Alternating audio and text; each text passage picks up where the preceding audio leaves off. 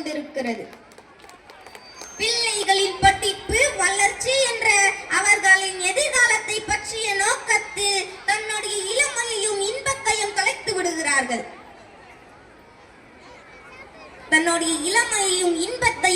விடுகிறார்கள். எல்லா அப்பாக்களும் ராஜாவாக இருப்பதில்லை. ஆனால் எல்லா பிள்ளைகளும் இளவரசனாகவும் இளவரசியாகவும் அப்பாவால் மட்டுமே வளர்க்கப்படுகிறார்கள்.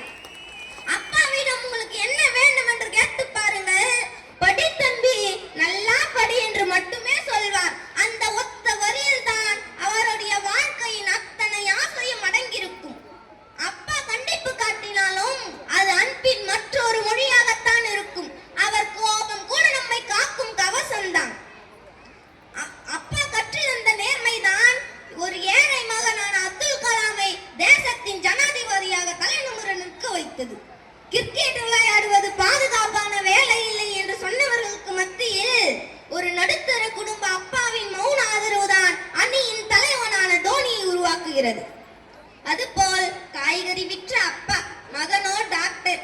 மகன் முதல் சம்பளத்தில் அப்பாவுக்கு சேர் வாங்கி கொடுத்தான். ஏன் தெரியுமா? நான் நிற்க நீ உட்கார்ந்து பிடிக்கணும் சாமி, அதற்காக தான் நான் இத்தனை நாளா நின்னேன் சாமி என்று சொன்ன அந்த அப்பாவுக்காக பிள்ளைகளின் உயரம் தன்னுடைய திறமையினால் மட்டுமல்ல, அப்பாக்களின் தியாகத்தினாலும் தான்.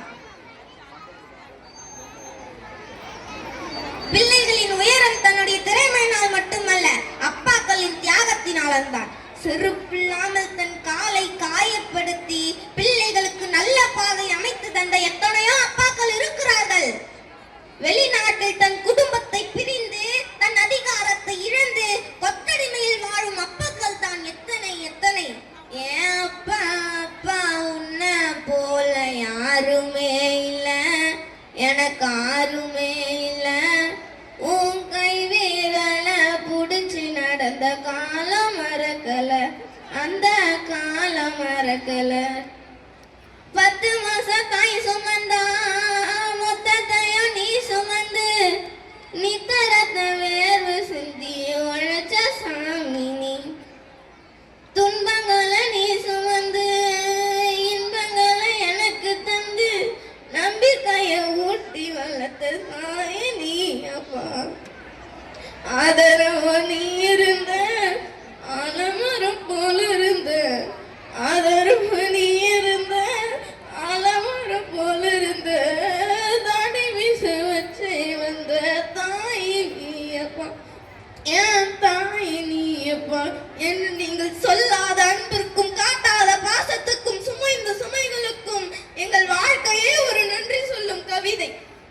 தாய்க்கு பின் தாரம், தந்தைக்கு பின் தந்தை மட்டுமே. யாராலும் அந்த இடத்தை நிரப்பவே முடியாது. அவருக்கு நிகர் அவரே என்று கூறி தை பிறந்தா வழி பிறக்கும் என்று சொல்லுவாங்க. இந்த தையில் இருந்தாவது அப்பாக்களை போற்றும் பொற்காலம் பிறக்கட்டும். நன்றி, வணக்கம். சூப்பர். ஸோ இங்கே வைத்திருக்கும்